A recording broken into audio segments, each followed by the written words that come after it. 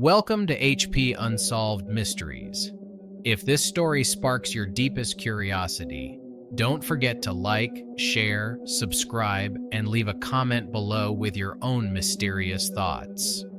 Tonight we drift into a world glowing with questions, where the skies flicker, the deserts shimmer, and no one, not even your favorite grumpy physicist, can agree on what you're seeing. There's a strange kind of magic in lights that shouldn't exist. Not metaphorical, twinkle twinkle kind of magic, but literal, blindingly weird phenomena that crop up all over the planet and throughout history with no proper explanation. Imagine you're hiking a dusty trail in Marfa, Texas, when suddenly, flickering white orbs begin dancing across the horizon. They blink. They move like intelligent beings. They even respond to car headlights, sometimes. But when you approach, they vanish. No source, no heat, nothing but darkness. And they've been doing this for decades, long before roads or headlights even existed. Scientists have tried gas, dust, reflections, you name it. Still, the orbs glow. So before you get comfortable, take a moment to like the video and subscribe, but only if you genuinely enjoy what I do here. Now dim the lights, maybe turn on a fan for that soft background hum, and let's ease into tonight's journey together. You stumble farther back in time, past Texas scrubland, to a cave wall in northern Australia.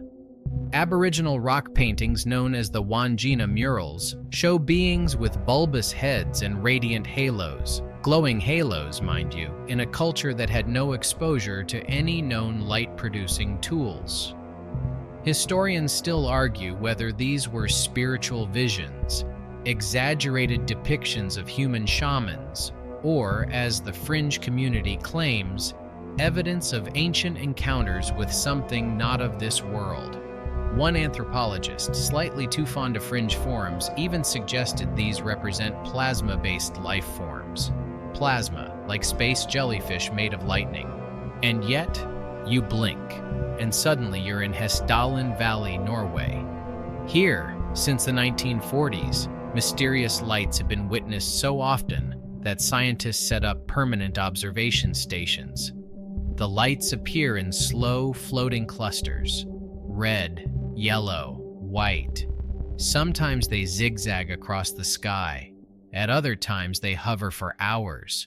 A few lucky visitors have even watched them split in two and reform, as if they're having an argument mid-flight. Despite radar scans, electromagnetic readings, and even infrared photography, no one knows what fuels them. Gas pockets? Unlikely. Ball lightning? Too consistent. Just weird air? Not unless weird air comes with a camera-shy personality. Let's drift over to Brown Mountain, North Carolina. Here, a similar phenomenon takes place. Round, hovering orbs that materialize over the ridgeline. Native Cherokee legends describe these lights as the souls of lost warriors. European settlers wrote them off as marsh gas until they realized the mountain is nowhere near a marsh. NASA tried sending balloons up to investigate, one of which reportedly disappeared completely. Like, not even a sad pop, just gone. Cue the X-Files music. You pause at a dusty book in a London library. It's 1729. The author, an otherwise reputable scholar, describes a sailing voyage during which balls of light no larger than a man's fist danced above the waves for nearly 2 hours, keeping pace with our ship. He didn't claim it was lightning. He didn't call it magic, just wrote it as it was. Strange light behaving strangely. Even in modern cities, this light trickery keeps happening. Take Japan's horror-worthy Shiranui lights, ghostly flickers that hover above the ocean near Kumamoto during specific temperature conditions. Japanese fishermen have spotted them for centuries. Even the samurai recorded them in scrolls, right next to details of battles and rice harvests. Some scientists say it's light refraction over tidal mudflats. But the problem? The lights appear in the wrong direction for that theory to work. Like trying to explain a mirror reflection when the mirror isn't there. And don't forget the Naga fireballs, those infamous reddish orbs that rise every year from the Mekong River in Thailand. No sound, no smoke, just perfect glowing bubbles of fire launching into the night. Locals say it's the breath of a giant river serpent. Skeptics claim it's combustible gas. But the gas theory has a slight issue. It's never been replicated. No one's ever ignited a bubble like that in controlled tests. And besides, who schedules a gas leak for the same weekend every October? Even astronauts can't escape the weirdness. Apollo 11 astronauts, yes, those ones, reported flashes of light while in orbit. Initially blamed on cosmic rays hitting the optic nerve, which is just medical science's way of saying, we don't know, but here's something Latin. The lights defied even that explanation when they showed up after shields were installed to block radiation. Buzz Aldrin later described them as like a spark dancing across the black. Historians still argue whether this was a hallucination, misinterpretation, or something else just outside of frame. Then there's the wow factor. The Phoenix Lights, 1997. You lie back in a lawn chair in Arizona, thousands of others doing the same. A formation of glowing orbs sweeps silently across the night sky. Dozens of them, perfectly spaced, all in a wide, sweeping V formation. Not a single sound, no radar detection. The Air Force calls it flares, but flare experts, the real partygoers of the science world, disagree. Flares don't hover for 30 minutes, and they don't move in formation, silently, across hundreds of miles. Throughout this tapestry of glowing strangeness, patterns emerge. The lights avoid cameras, appear near fault lines, often respond to sound or movement, and rarely appear twice in the same place. You begin to suspect the lights aren't just natural phenomena. Maybe they're part of something older, more aware, something just beyond reach.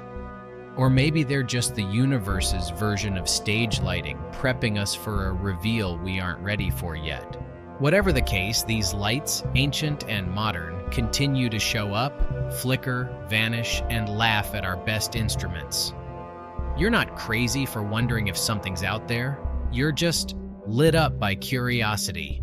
You stand still, mid-step, and realize the ground beneath your feet feels a little too quiet. No birdsong, no wind, just silence, and the kind of eerie pause that makes your skin remember every horror movie you've ever half-watched through your fingers. You check behind you, half expecting someone to be there. Nothing. But the air hums like a secret's just been told. You've entered the realm of vanishings, not the oops I lost my phone kind, but the kind where entire humans, villages, even expeditions simply disappear. No screams, no mess, no final clues scrawled in lipstick on a mirror. Just silence, like the universe hit delete. Let's start with a textbook goosebump. The case of David Lang, a Tennessee farmer in 1880, who allegedly vanished in front of his family. He was walking across a field. His wife and 2 kids watched as he stepped forward and blinked out of existence. Not behind a tree, not down a hole, just gone. Horses reportedly refused to cross the spot for years. Skeptics later claimed the story was a hoax, but believers still visit the site, swearing they feel a weird pull near the invisible line where Lang took his last earthly step. Historians still argue whether it was folklore, fiction, or just Tennessee being dramatic again. Then there's the Flannan Isles mystery of 1900. You board a tiny lighthouse keeper boat, reaching a remote Scottish island. The lighthouse looms, untouched, Inside, dinner is half prepared. A chair lies overturned. 3 lighthouse keepers, responsible men, are missing. The logs speak of storms, terrible storms that never showed up in any coastal reports. The last log entry reads like a final confession. The sea is wrathful and God is over all. Theories include rogue waves, murder, madness, or, well, you know, the weird stuff. But no bodies were ever found, just wind, water, and questions. Jump continents. Welcome to Horror Verde, Brazil, 1923. You stroll into a small village tucked into the jungle, except it's empty. Not just low on people empty. 0 population. Tables are set. Food sits on stoves, mid-boil. But everyone, 600 residents, vanished without a trace. One chilling detail? A chalkboard message allegedly found in a schoolroom. There is no salvation. Fringe thinkers chalk it up to alien abduction or secret government experiments. Others argue it may never have existed at all. But if it was fiction, who took the time to make sure no records remain? That's effort. You fly forward in time to 1951.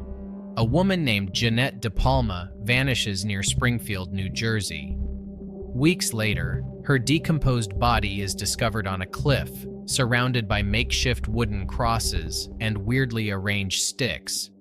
Locals whisper about witchcraft. Police destroy her clothing. No cause of death is ever determined. The case sits open, cold, and still uncomfortable. Even now, investigators report strange feelings when visiting the site. One officer described the area as heavy, like the air had weight. Scientists, who usually scoff at feelings, offered no counter-theory, just more silence. And you remember the story of Frederick Valentish, an Australian pilot who, in 1978, radioed air traffic control mid-flight to report being followed by an unidentified aircraft. He described it as long, metallic, with green lights. Then came his final words, "It's not an aircraft," followed by 17 seconds of metallic scraping sounds, and then silence. No wreckage, no body. His plane was never recovered. The most logical explanation? He got disoriented, flew upside down, and crashed into the ocean. Right, because when you're disoriented, you always describe what's following you above your own plane. In Canada, there's Lake Anjikuni, the legendary site where an entire Inuit village vanished. A trapper arrived to find tents standing, food prepared, sled dogs frozen to death still tied up. The graves were empty, yes, dug up from the inside. And despite being located in the middle of nowhere, the village looked freshly deserted. Authorities say the story lacks documentation. Local lore says otherwise. Closer to modern times, Brandon Swanson disappears in 2008 after crashing his car in Minnesota. He calls his parents calmly, says he's walking toward town. He keeps chatting for over 40 minutes. Then he shouts, "Oh, expletive!" And the line goes dead. His car is found, intact. His phone, still active for days. No body, no trace, not even a dropped flashlight. Authorities and psychics alike have tried and failed to solve it. His case remains a haunting reminder that even with satellites, cell towers, and Google Earth, people can just stop existing. Of course, you can't skip Roanoke, the original American ghost town. Settlers arrive in the 1580s. Then, poof. When a ship returns years later, the colony is gone, houses dismantled, not destroyed. The only clue? Croatoan carved into a post. Were they absorbed by local tribes, killed, starved? Or did they find some passage elsewhere, somewhere off-grid, off-map, off-reality? Historians still argue whether it was peaceful assimilation or something darker. And here's your fringe bonus round. Time slips. Multiple people have reported walking through cities like Liverpool or Paris and suddenly finding themselves in another era. No DeLorean, no TARDIS. Just a 10-minute stroll through cobbled streets where shops don't exist yet. Prices are in shillings, and everyone's dressed for a costume party you didn't get invited to. One woman swears she saw Marie Antoinette sketching at Versailles, then blinked and found herself surrounded by tourists again. Psychologists call it temporal lobe seizures.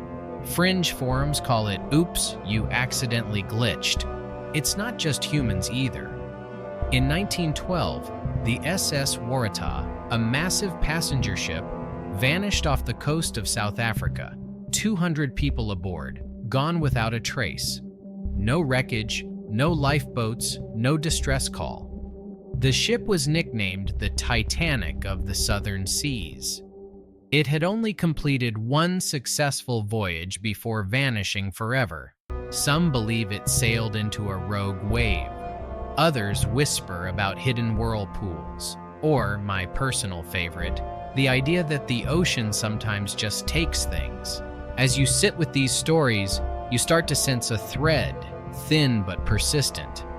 These are not just missing persons. These are erased presences, lives unspooled mid-action. You wonder if these people found a doorway, if they slipped through a seam in reality. Or maybe, just maybe, something on the other side reached out and pulled. You shift uncomfortably as a low, rumbling sound creeps into your awareness. So faint at first, you think it's your stomach, or maybe your neighbor's dodgy washing machine.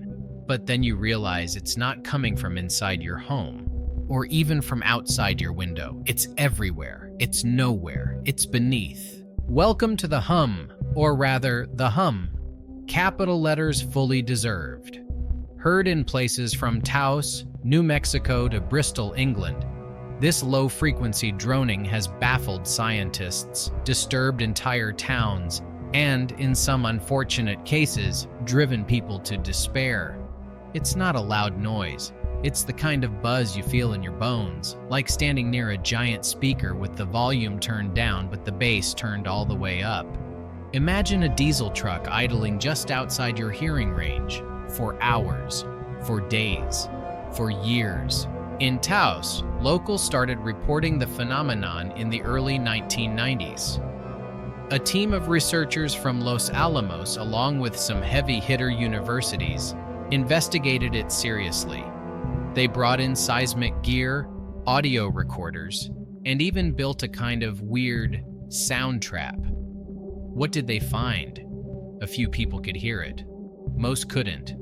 No common hearing disorder, no measurable frequency. Just a sound that apparently exists for some and not for others. Historians still argue whether it's environmental, psychological, or something more esoteric, like the Earth itself has a secret heartbeat. One mainstream theory is that it's industrial in origin. Low-frequency vibrations from factories, distant trains, or even ocean waves bouncing through rock layers. But Taos has none of those. And when sound engineers played similar tones in lab settings, people said it wasn't the same. Besides, you know when you hear a fridge.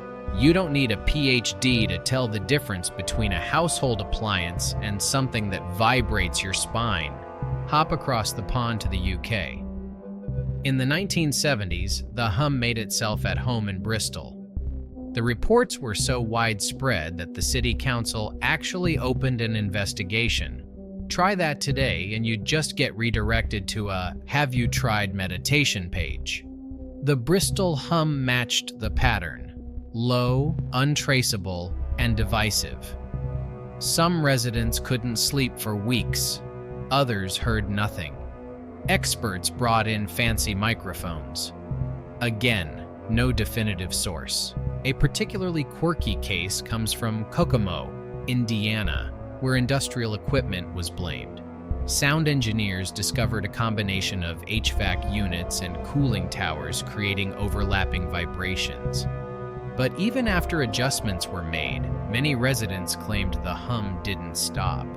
It's like someone blaming a haunted house on bad insulation, then the ghost just politely shifting rooms. Then there's the strange twist. Some animals react to it. Dogs whimper, cats hide, cows act like toddlers who missed a nap. In Bristol, local farms reported odd livestock behavior coinciding with human complaints. So, unless there's a global cow conspiracy going on, which honestly I'd be okay with, that suggests something real is happening. Something physical, even if it's hiding behind frequencies our tech doesn't know how to chase yet. And sometimes it's not even a hum, it's a bang. In places like Bangladesh and parts of the US East Coast, mysterious sky booms, loud, window-rattling explosions, have been reported with no planes, no thunderstorms, and no earthquakes. The Seneca guns, as they're called in North Carolina, have been documented since the 1800s. One observer in 1850 described them as the sky cracking open and no one inside. The oceans aren't exempt either.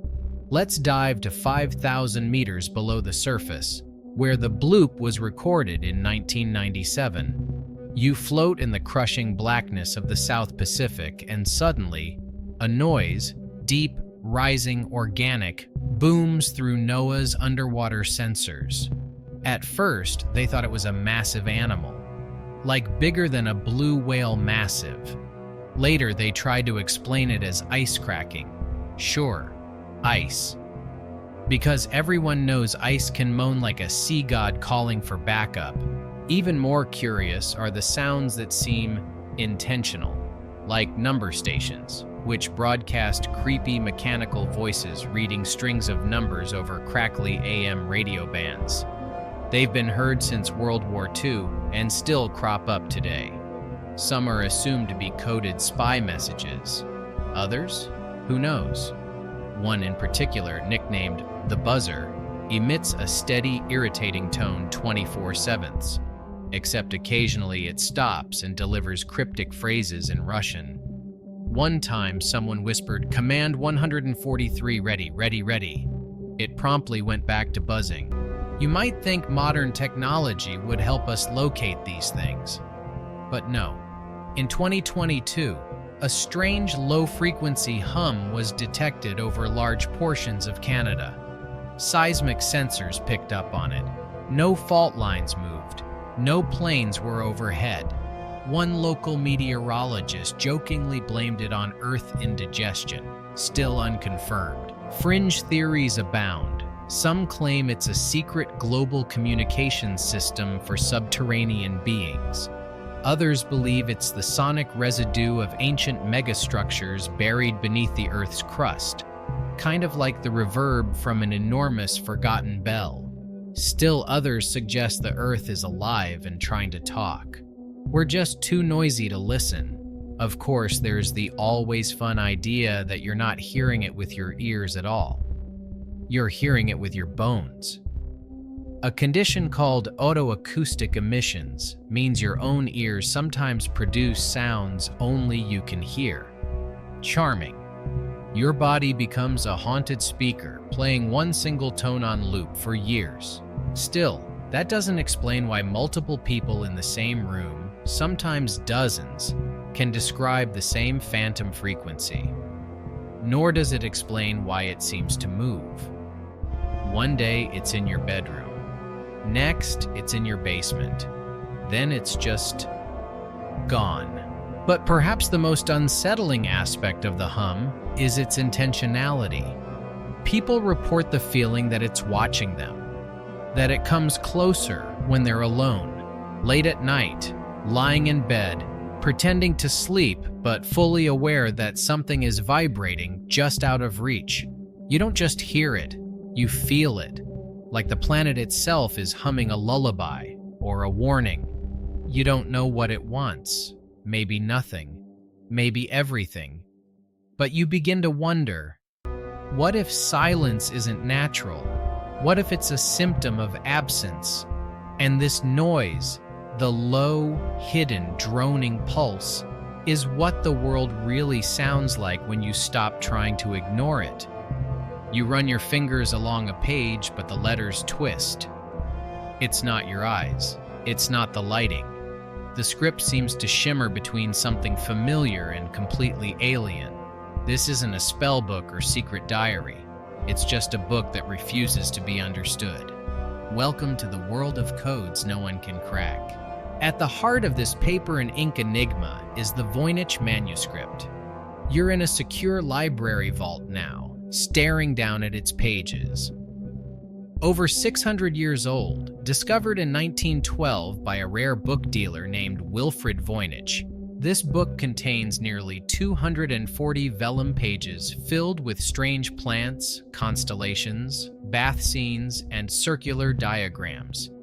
Its looping script flows like cursive alien shorthand. No one, not scholars, cryptographers, or even the codebreakers at the NSA, has cracked a single sentence.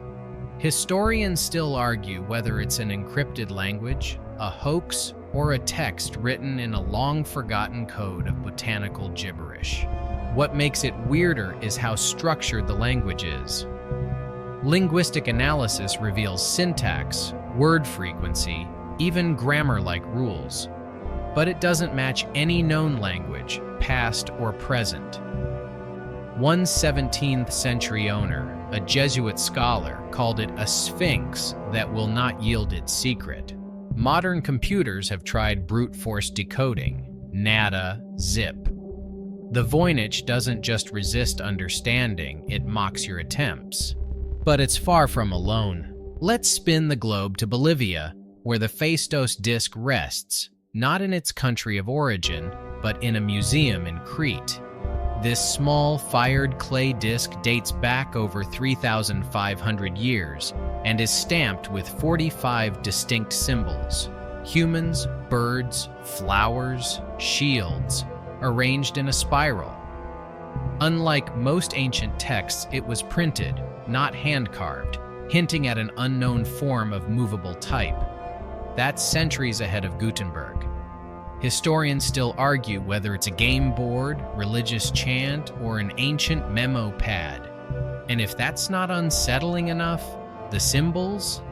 Never seen anywhere else, in any other artifact. It's like someone typed a single cryptic tweet 3,000 years ago and then vanished. Then there's the Rongorongo script of Easter Island. Discovered in the 19th century, this written language decorates wooden tablets and resembles a kind of proto-writing. Its glyphs look like little people, birds, and tools arranged in alternating directions, like reading a sentence from left to right, then flipping the book upside down and continuing. Only a few dozen such tablets survive, most badly burned or broken. And here's the kicker. The people of Easter Island had no known writing system when Europeans first arrived. In fact, the writing had already been forgotten. You're left holding fragments of a lost literacy, its meanings locked behind a silence too deep to decode. Hop back to Europe for a taste of true cryptic chaos, zodiac ciphers.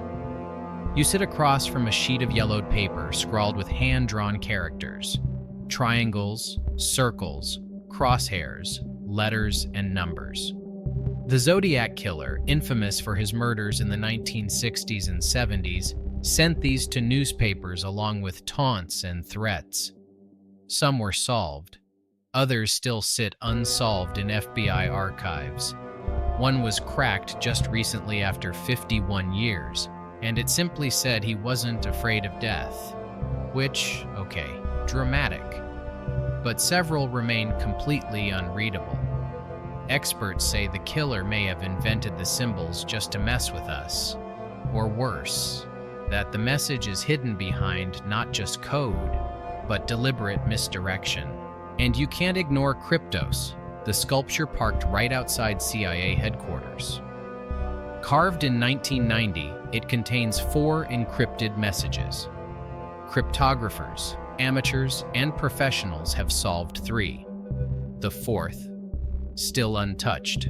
Even the artist who created it says there's a deeper answer hidden in its final passage, one that the world has yet to understand. It's not ancient, not alien, not magical. It's modern, deliberate, and impossible. But perhaps the most personal unsolved cipher belongs to Ricky McCormick. In 1999, this Missouri man was found dead in a field. In his pocket were 2 notes, scrawled with what looked like jumbled letters, parentheses, and dashes. The FBI has no suspects, no motive. The notes? Still undecoded. It's not even clear if McCormick created them. Some say he was illiterate. Others say he invented a private language. But if it's personal gibberish, why does it resemble certain military-grade encryption styles? Let's take a moment to breathe. All of these manuscripts, tablets, carvings, letters sit in museums, archives, bookshelves, and they stare back at us, mocking, daring us to understand. You begin to feel the weight of their silence. Not just because they're unsolved, but because they don't want to be solved. Every expert gets close, only to feel the rules change, like playing chess on a board that rearranges itself every 10 moves. Some fringe theories suggest these aren't human at all, that they were left behind by travelers, extratemporal or interdimensional, who encoded their knowledge in forms we can't parse because our brains don't work like theirs. One researcher went so far as to say the Voynich manuscript was a cognitive trap, just structured enough to keep you decoding forever, but ultimately meaningless. Kind of like Sudoku's evil twin. Still, others believe these codes aren't puzzles to solve, but spells to protect. That maybe, just maybe, we're not supposed to understand them. That the act of deciphering is what triggers something else. You know, like how every horror story begins with, they read the forbidden book aloud. But hey, you're just here to look, right? Yet it leaves you wondering, why do these codes exist at all? If no one can read them, who were they written for? Did their creators know they'd remain hidden for centuries? Were they trying to preserve something or protect the rest of us from it? You close the book slowly. It doesn't fight you, but it doesn't feel like it wants to be closed either. You board a boat, not the kind with drinks and music and inflatable flamingos, but one that's oddly too quiet. There's no crew greeting you, no captain at the helm. You're alone on deck, surrounded by polished brass and neatly coiled ropes. The sails creak in the breeze. There's food on the table, a pot of coffee still warm, and absolutely no one in sight. You've just stepped aboard a ghost ship. These vessels drift into ports or wash up on distant shores without a single soul left aboard. No blood, no damage, no signs of struggle, just mystery, and maybe a soft whisper if you listen too closely. The sea is full of stories, but these are the ones that make you never want to book a cruise again. Let's start with the celebrity of ghost ships, the Mary Celeste. Found adrift in 1872 between Portugal and the Azores, she was seaworthy, fully stocked, and, most strangely, her lifeboat was missing. Captain Benjamin Briggs, his wife, their child, and the crew had simply vanished. The ship's cargo, mostly untouched. There's no sign of violence, no storm damage. Theories range from piracy, no signs, to seaquakes, not likely, to, yes, alien abduction, because it's always aliens at some point. Historians still argue whether the crew fled due to a freak alcohol vapor explosion from the cargo hold. The problem? If they abandoned ship, why not return once it didn't explode? Did they drown? Did they disappear into fog and legend? Fast forward to 1947. You're now radioing the SS Orang Medan, a Dutch freighter sailing near the Strait of Malacca. Distress calls begin. All officers, including the captain, are dead, lying in chart room and bridge, possibly whole crew dead. Then a final chilling message: I die. When rescuers arrived, they found the ship intact, but the crew's bodies were scattered throughout, frozen in terror, faces twisted in agony. Even the ship's dog was found dead mid-snarl. Before investigators could dig deeper, the ship mysteriously caught fire and exploded. Sounds convenient, doesn't it? Like someone or something didn't want questions asked. Skeptics say the ship might never have existed.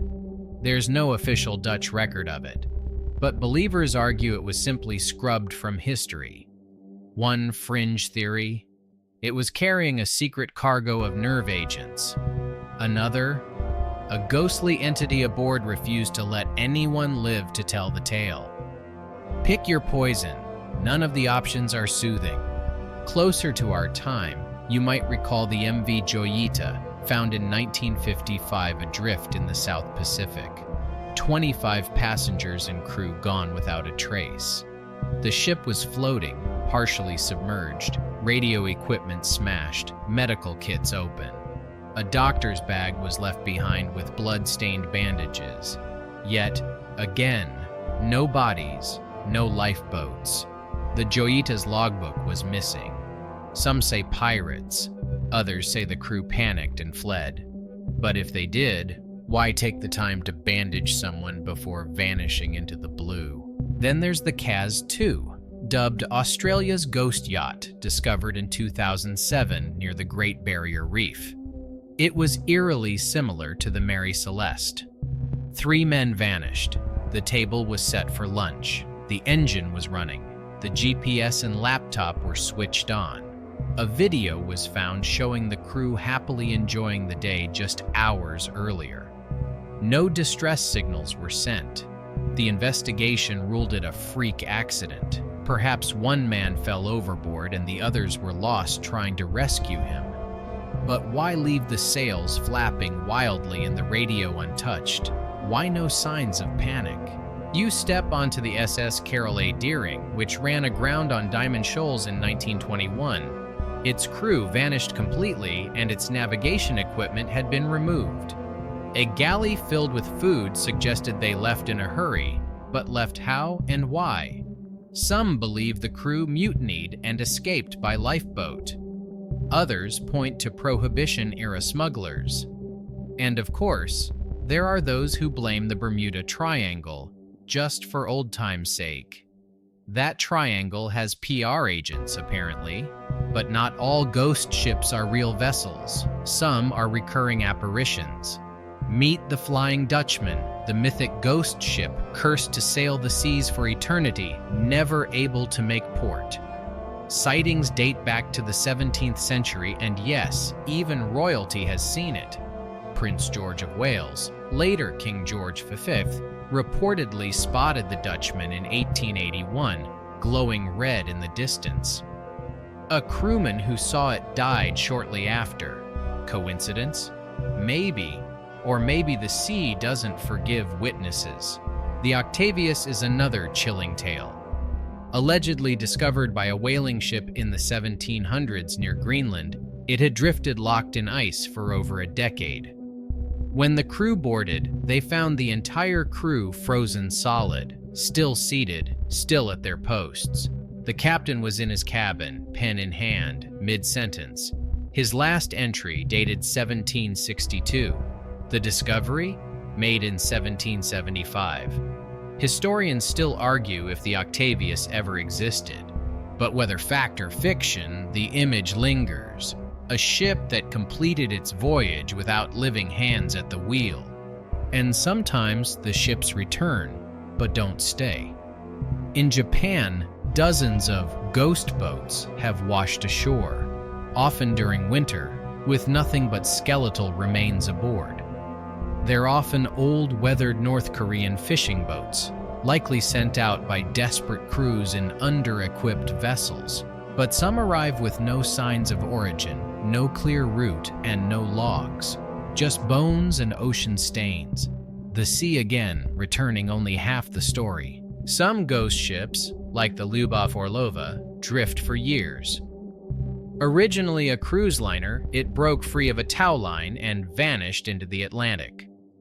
With no tracking, no final coordinates, and rumors of rats eating each other to survive, it became a floating ghost hotel, possibly still adrift, occasionally spotted by satellite like a nautical Bigfoot. So what do these ships tell us? That water remembers. That silence at sea is never really silent. That when a ship drifts in without its people, it's like a sentence missing all its verbs. Haunting, incomplete, and a little too close to poetry for comfort. You realize something subtle. These stories share a texture, an absence of violence, a presence of order, almost too much. It's not panic that takes these crews. It's something quieter, something colder, something that understands the art of vanishing with elegance. You brush dust off an object locked behind glass.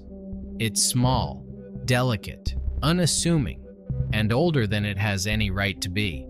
You're not in a sci-fi movie. You're in a museum. But as your eyes adjust, you realize this isn't an ordinary relic. It's a piece of technology from a time before technology was supposed to exist. We begin in ancient Greece, 1901. A sponge diver discovers a rusted lump of bronze and wood off the coast of Antikythera. For decades, it's assumed to be a barnacle-covered paperweight. Until, in the 1950s, X-rays reveal something extraordinary, a complex system of gears, dozens of interlocking cogs, precisely cut, rotating in perfect ratio. The Antikythera mechanism is what we now call the world's first analog computer. It could predict eclipses, track planetary movements, even adjust for leap years, and yet it dates to over 2,000 years ago. Historians still argue whether it was a one-of-a-kind invention or just the only survivor of a long-lost Greek tech boom. But what's chilling is this. After the mechanism, no device of comparable complexity appears in history again for over 1,000 years. That's like finding an iPhone in a medieval hut and then not seeing another smartphone until 2900 AD. Across the world in Iraq, 1938, archaeologist Wilhelm Koenig uncovers what appears to be a humble clay pot. Inside, a copper cylinder surrounding an iron rod. When submerged in an acidic solution, it produces voltage. Known as the Baghdad battery, it suggests people in the Parthian era may have discovered electroplating, or something even more advanced. Naturally, many scoffed, but recreations in modern labs show the battery does produce power. Not enough to run a blender, but maybe enough to gold-plate a statue. Or, if you're feeling fringe, power a lost network of ancient spiritual tech. Then there's Damascus steel, forged over 1,000 years ago and used in swords famed for their strength and flexibility. The recipe? Lost. The steel was made with nanocrystalline structures only rediscovered by modern science using electron microscopes. Historians still argue how ancient smiths figured out thermal cycling, carbon nanotubes, and microscopic metallurgy. They didn't have chemistry degrees. They had intuition, patience, and maybe some very helpful whispers from somewhere unknown. Step carefully into India now, where the iron pillar of Delhi has stood for over 1,600 years. It's made of 98% wrought iron, but here's the kicker. It hasn't rusted at all. Through centuries of monsoons, heat waves, and pollution, it remains pristine. Modern metallurgists discovered a thin, passive layer of misowite, a compound not fully understood until the 21st century, protecting it. The people who built it? No idea what misowite was, but they figured out how to make a structure nearly immortal.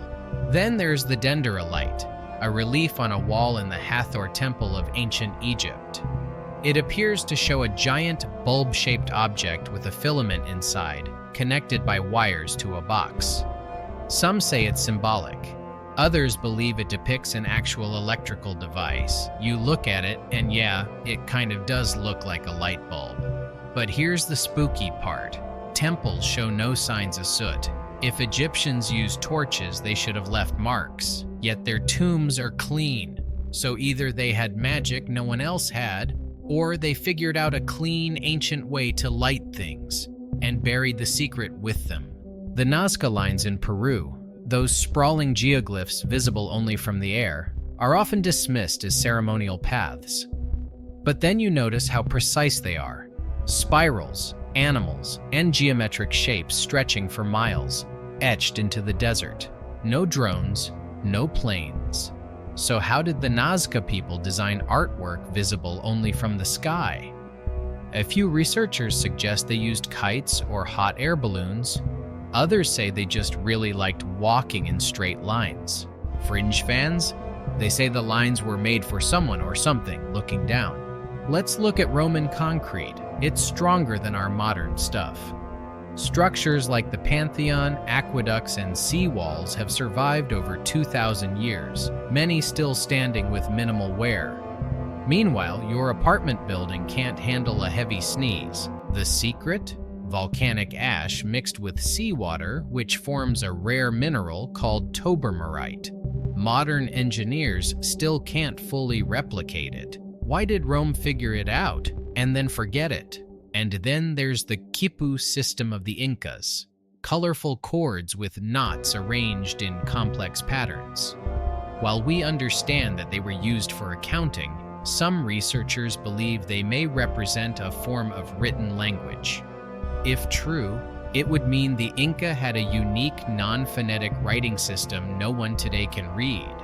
Not because it's too damaged, but because we have no mental template for how it's supposed to work. Now brace yourself, because you're going to Siberia.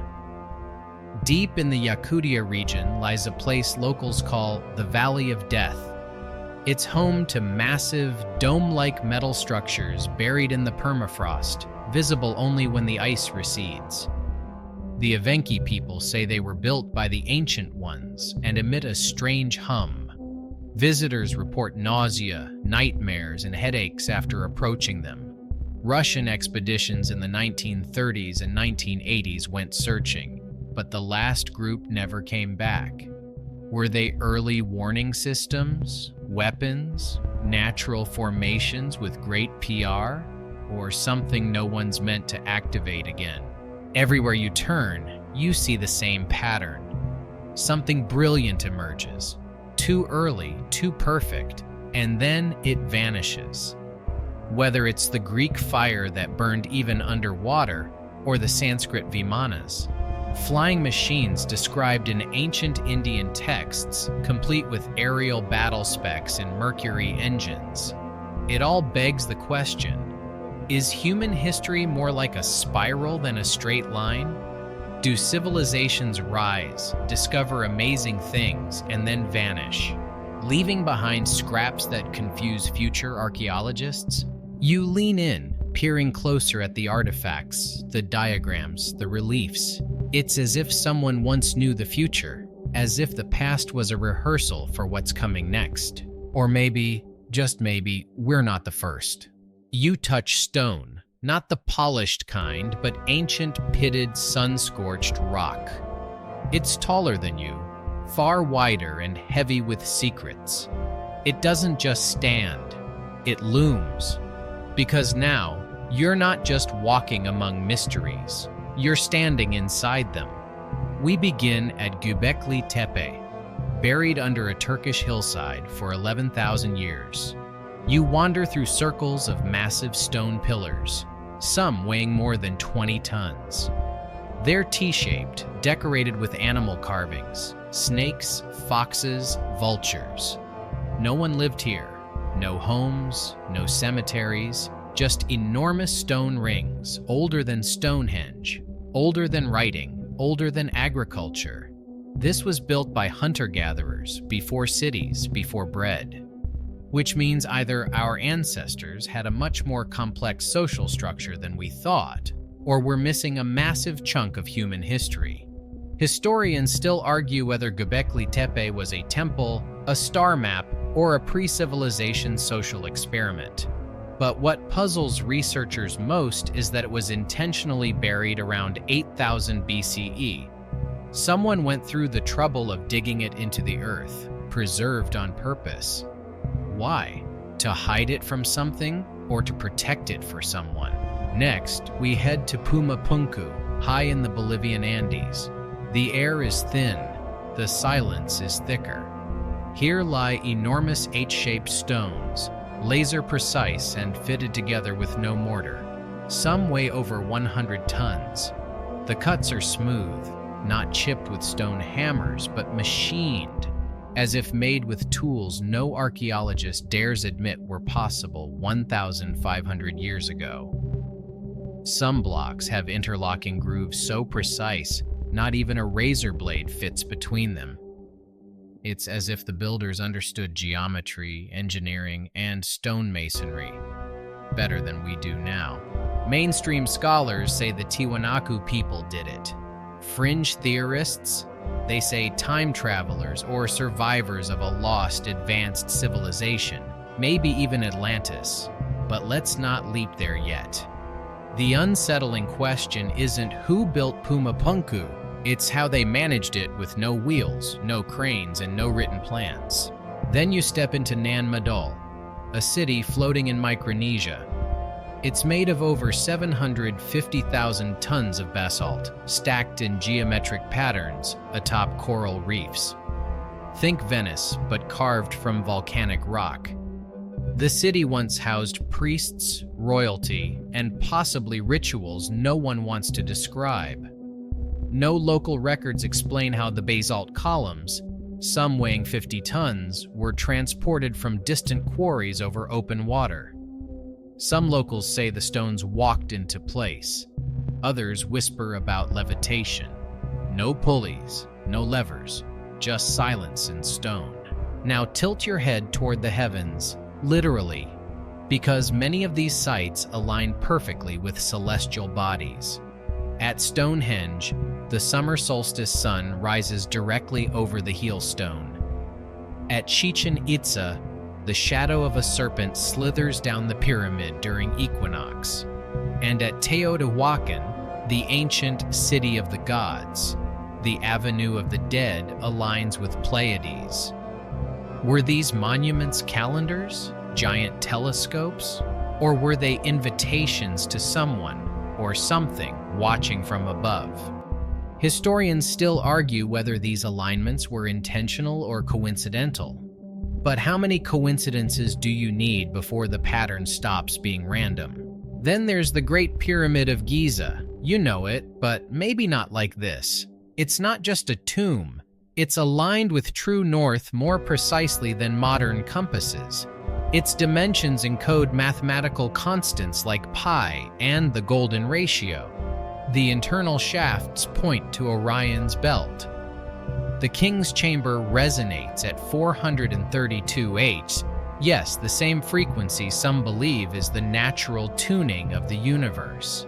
There are no hieroglyphs inside, no grand decorations, just function. Some researchers believe the pyramid wasn't a tomb at all. It was a machine, a harmonic generator, a power station, or maybe a message. Then there's Sacsayhuaman, above Cusco, Peru, where zigzagging walls made of enormous boulders fit together so tightly you can't slide a credit card between them. The stones are oddly shaped, no two alike, and seem to have been softened or melted to mold perfectly into one another. We can't replicate this today, not with cranes, not with 3D modeling. Which leads to that awkward moment where you, a fully modern human, feel completely outclassed by someone with no electricity and a llama. Let's not forget Baalbek in Lebanon, where one single stone, the stone of the pregnant woman, weighs over 1,000 tons. Just pause. That's more than a jumbo jet. It was quarried, transported somehow, and laid into the foundation of a temple thousands of years ago. Modern cranes can't lift it. Ancient texts don't even mention it. It's just there, as if it grew out of the ground, waiting for us to notice. And now, for something completely different. Hypogeum of Halsaflieni in Malta. This underground temple was carved out of solid limestone over 5,000 years ago. One chamber, the oracle room, has perfect acoustic resonance. Whisper inside, and your voice carries throughout the entire underground structure. The frequency is exactly 110 Hz, known to affect human brain activity, inducing trance states. Did they build this for ritual, meditation, or communication? A similar mystery lies in Petra, Jordan, the rose-red city half as old as time. Its treasury, famously carved into a cliff face, contains chambers with no apparent function. The interiors are smooth, echoing, almost too perfect. Some suggest they were resonant spaces, not for living, not for storing grain, but for creating vibrations, as if sound itself had a purpose we've forgotten. You sense a strange cohesion now, across continents, cultures, and centuries. Megalithic sites, all obsessed with stars, with resonance, with impossible stonework, and silence, always silence. No blueprints, no diaries, just structures that demand your awe and refuse your explanations. What if these monuments weren't built for us at all? What if we're the ones intruding, arriving late to a cosmic installation we don't yet understand? It's not that our ancestors weren't capable. It's that they might have been capable of something else entirely. Something we forgot how to be. You sit at a table covered in files, declassified reports, scribbled notes, grainy black and white photos. Every page smells like paranoia and photocopier toner. A little bit of coffee stain here, a suspicious redacted line there. You're not in a spy movie yet. But tonight, the topic tilts fully into the strange, unsolved disappearances, the ones that don't just vanish people, but bend reality itself. Let's open with the icy queen of all mysteries, D.B. Cooper. It's 1971, and a man in a black suit and sunglasses hijacks a Boeing 727 mid-flight from Portland to Seattle. He calmly hands a note to the flight attendant. He has a bomb. He demands $200,000 in parachutes. The FBI delivers the money. He releases the passengers. Then somewhere over the dense forests of Washington state, he jumps out of the plane with no GPS. In a thunderstorm wearing loafers, he is never seen again. For decades, the FBI chased shadows.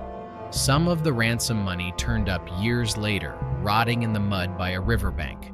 But no body, no parachute, nothing. Historians still argue whether he died in the jump or slipped into a new identity.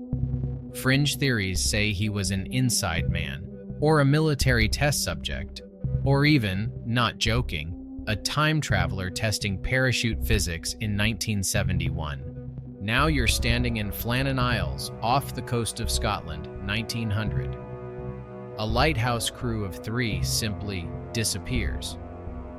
A relief vessel arrives to find untouched meals on the table, jackets missing, and a logbook with one final chilling entry.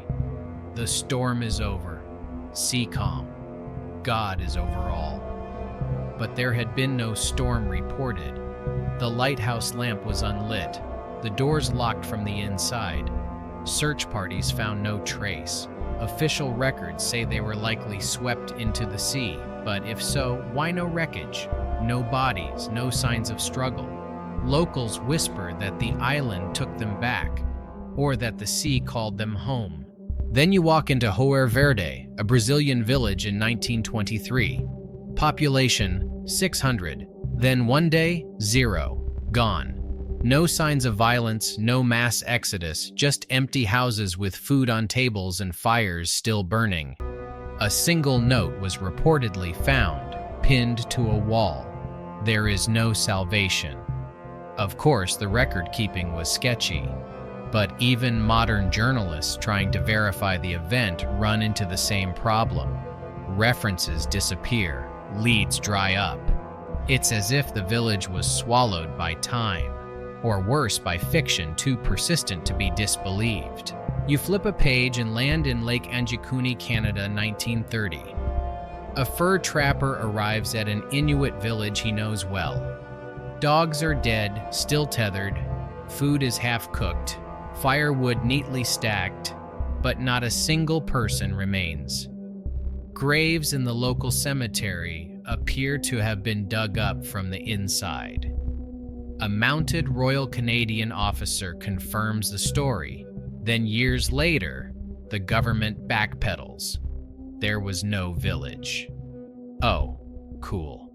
Must have been the world's loneliest hallucination. Now we drift to the Bennington Triangle, a slice of Vermont wilderness where people have been vanishing since the 1940s. One man vanished from a bus. One child walked into the trees and never walked back out. Even search dogs refuse to enter certain patches of forest. Locals believe the area is cursed. One theory suggests the region is home to windows, natural portals to somewhere else. You know, like nature's delete button. And what about Frederick Valentish? In 1978, this 20-year-old Australian pilot radioed in that he was being followed by a strange aircraft. "It's not an aircraft," he muttered before transmission cut out. His plane vanished over the Bass Strait. No wreckage was ever found. His final words? "It's hovering, and it's not an aircraft." Theories include disorientation, faked death, alien abduction, or, as one particularly cold investigator put it, he probably crashed into the ocean. Because yes, pilots regularly hallucinate flying saucers before kamikaze diving themselves into obscurity. Let's shift gears to Amelia Earhart, aviator icon, national treasure, queen of the skies. In 1937, she set out to fly around the world. Somewhere near Howland Island, she vanished. Planes, ships, satellites, all tried to find her. Nothing. Some think she crashed and sank. Others say she was captured by the Japanese. But in 2018, bones found on Nikumaroro Island were re-evaluated and, surprise, may have belonged to her all along. But here's the twist. The first analysis in the 1940s declared they were male. Same bones. Two answers. Welcome to historical gaslighting, where the facts play musical chairs. Now let's go smaller and stranger. Brandon Swanson, 2008. A college student in Minnesota drives into a ditch, calls his parents, says he's walking to a nearby town. They stay on the phone with him for 47 minutes. Then Brandon suddenly says, "Oh, and the line goes dead. His car is found. His footprints vanish into a field. No body, no clues. Dogs track his scent to a river, then nothing. Some think he fell in. Others believe he was taken. But the utter lack of anything left behind? That's what gets you. It's like someone edited reality mid-call. Perhaps the most unsettling pattern? These vanishings often happen around water, forests, or mountains, transitional spaces, liminal zones, places where folklore says the veil is thin. Even modern search and rescue teams report missing time, strange fogs, disoriented victims, or gear that malfunctions only in the search zone. One park ranger once confessed, "Sometimes we stop looking, not because we're tired, but because we feel watched." You lean back. All these cases, famous or forgotten, contain the same haunting fingerprint. Absence.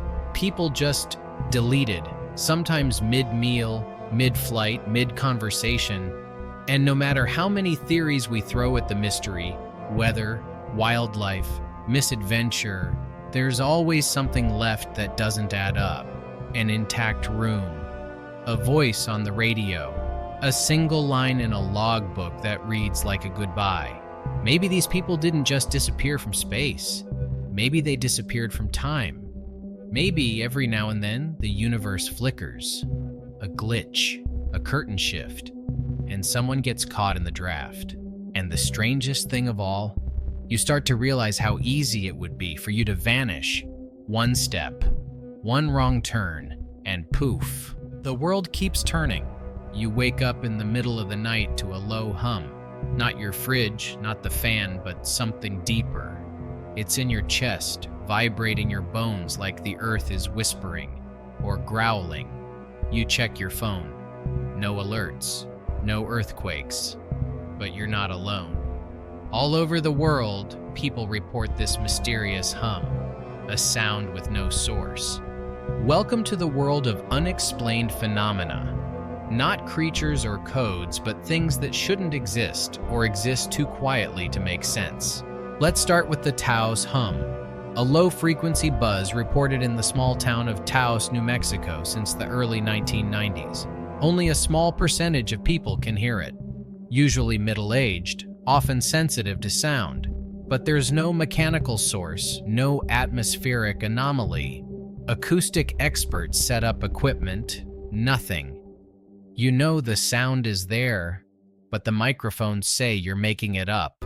This isn't isolated. The Windsor hum in Canada, the Bristol hum in the UK, and similar reports from Australia to Alaska paint a weird global pattern.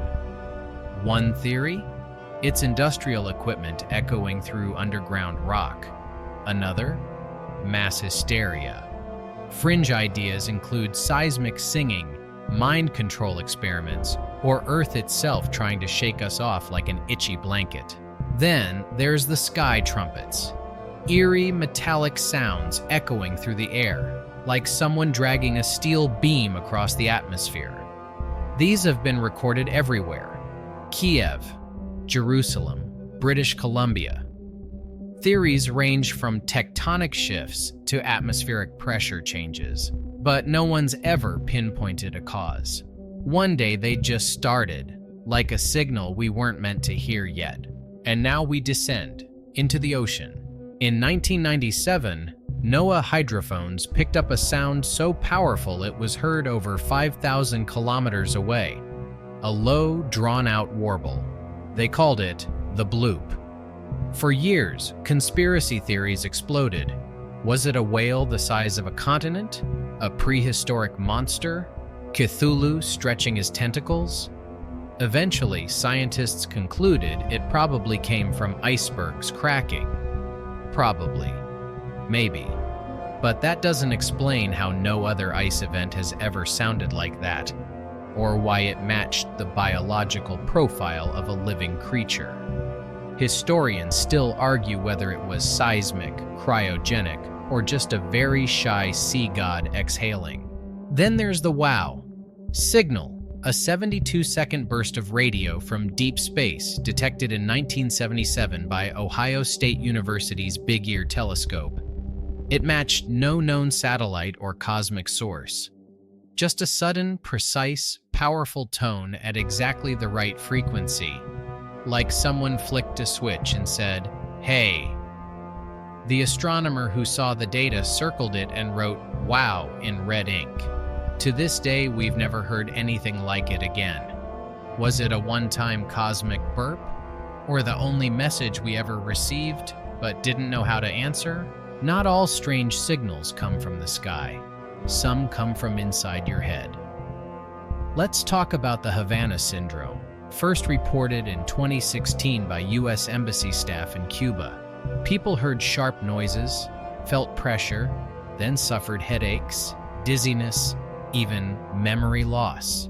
At first, officials blamed crickets. Seriously. Then came theories of sonic weapons, microwave bursts, or targeted energy attacks. Victims say the sound is localized, like it's inside the skull. Over 1,000 cases have now been reported worldwide, and still, no official cause. Maybe the tech exists, maybe it's psychological, Or maybe something wants to test how much we'll tolerate before we scream. And let's not forget spontaneous human combustion, a phrase that should not exist, and yet, here we are. Cases date back centuries. People found reduced to ash in their homes, their furniture untouched, their legs still intact. One of the most famous victims, Mary Reeser, burned almost completely in 1951. Investigators couldn't explain how her body reached such high temperatures without igniting her surroundings.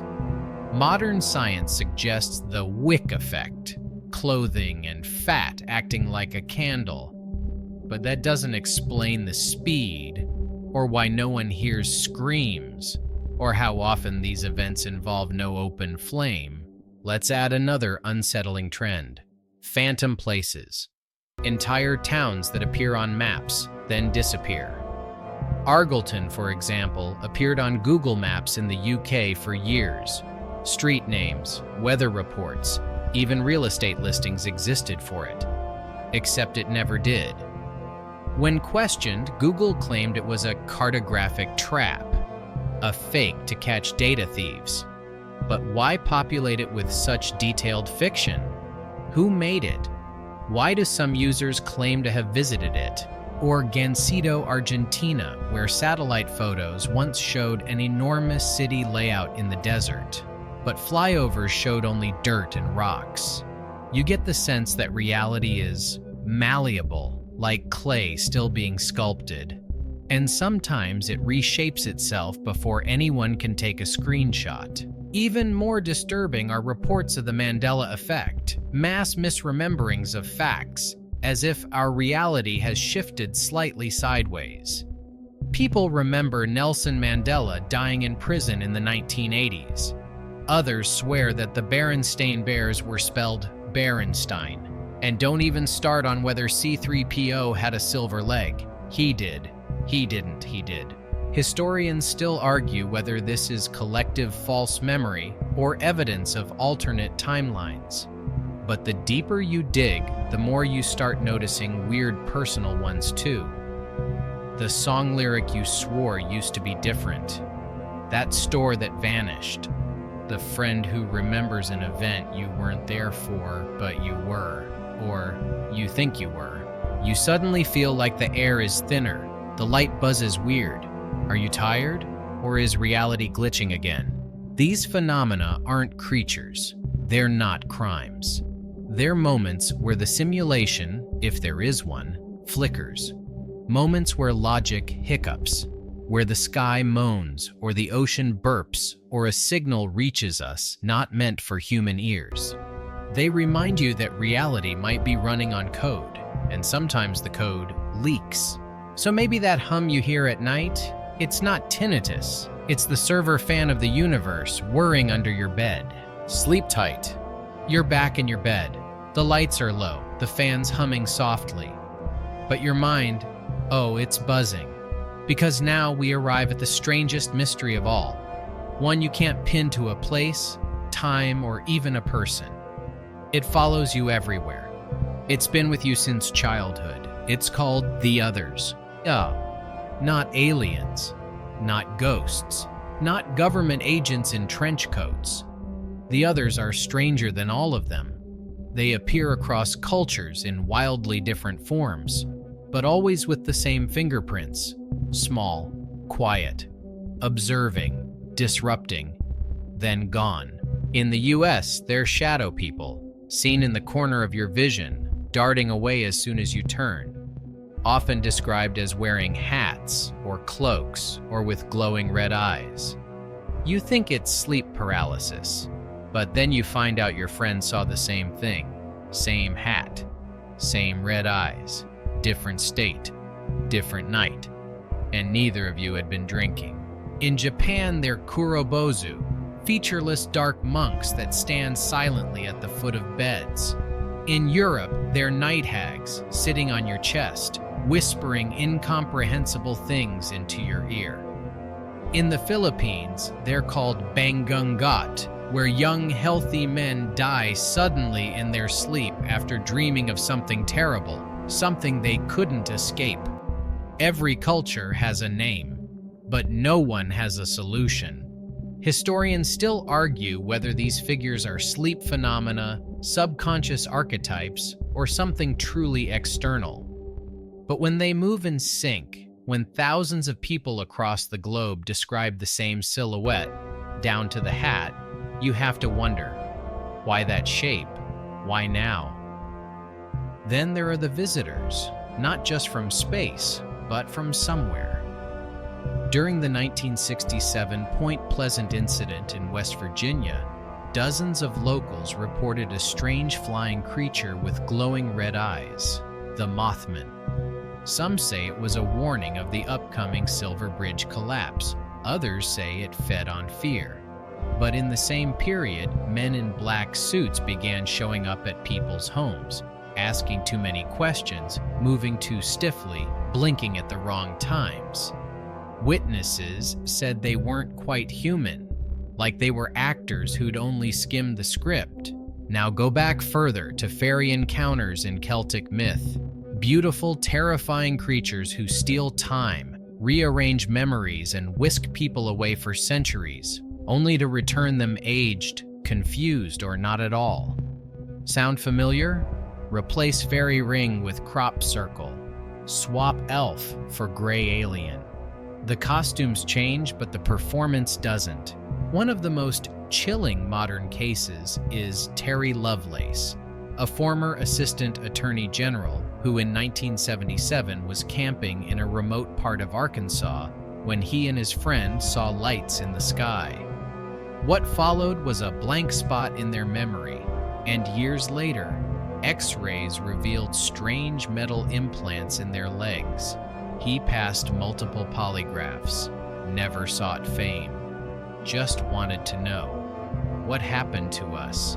Why couldn't we remember anything? And why were we still afraid of the dark? In these stories, there's rarely violence. The others don't stab or shoot. They watch, take, erase, and sometimes they leave something behind. A strange mark, a memory that doesn't feel like yours, a dream that follows you into waking life, or a feeling that your reflection is thinking too hard. And it's not just personal experiences, it's infrastructure. Take the Black Knight satellite, a mysterious object that supposedly orbits Earth in a polar pattern, discovered in 1954 before we launched anything capable of that. Radio operators picked up strange transmissions. NASA brushed it off as space junk, but it does appear in some mission photos. Dark, angular, silent, and still there. Or the wow! Signal! Remember that burst from space? The one-time message never repeated? Some now wonder, maybe it was a doorbell, and the silence afterward was the pause before arrival. Then there's the missing time phenomenon. People on road trips glance at the clock, 10:17 p.m. They drive through a quiet stretch, then blink, and it's 12:34 a.m. Hours gone. Sometimes it's just a sleepy brain. Other times people come back with scars or objects they don't remember buying. One woman woke up with a tiny triangle burned into her palm. Doctors couldn't explain it. She still dreams of machines that don't make noise and faces without mouths. You wonder if you've experienced it too. You think about that one afternoon that felt strange. That feeling of walking into a room and forgetting why. That recurring dream you haven't had since childhood. But when someone else describes it, it comes flooding back. What if the others aren't visiting us? What if they've always been here, watching, sampling, testing how much we'll accept before breaking? And maybe they don't hide anymore, not because they're afraid, but because they don't need to. You lie back, heart steady but aware. The idea isn't terrifying, it's quiet. The others don't bring chaos. They bring curiosity. They poke the fabric of reality like a cat batting a curtain. Maybe they're bored. Maybe they're caretakers. Maybe they're just part of the same mystery we've been unraveling all night. A story too big to end and too strange to explain. And just as you close your eyes, a thought arrives, soft and half smiling. What if the real mystery is you? The air is cooler now. The hum of the world has softened, like a page slowly turning itself. You've wandered far tonight, from sunken ships and humming skies to desert stones and dreams that aren't quite yours. Your breath slows. Your body sinks. The mysteries aren't gone. They've just curled up in the corner of your room, content to wait. Let the questions stay unanswered for now. Let the stars overhead go uncounted. You don't need to solve anything tonight. You've already done the brave part. You stayed curious. You stared into the dark and you didn't flinch. And maybe that's the real secret behind all these unsolved things. That we keep asking, keep wondering, keep telling stories even when we don't know how they end. Because somewhere out there, in some old cave or star system or childhood memory, the answers might be waiting, and maybe they'll find you when you least expect it. Half asleep, halfway home, eyes barely open but heart fully awake.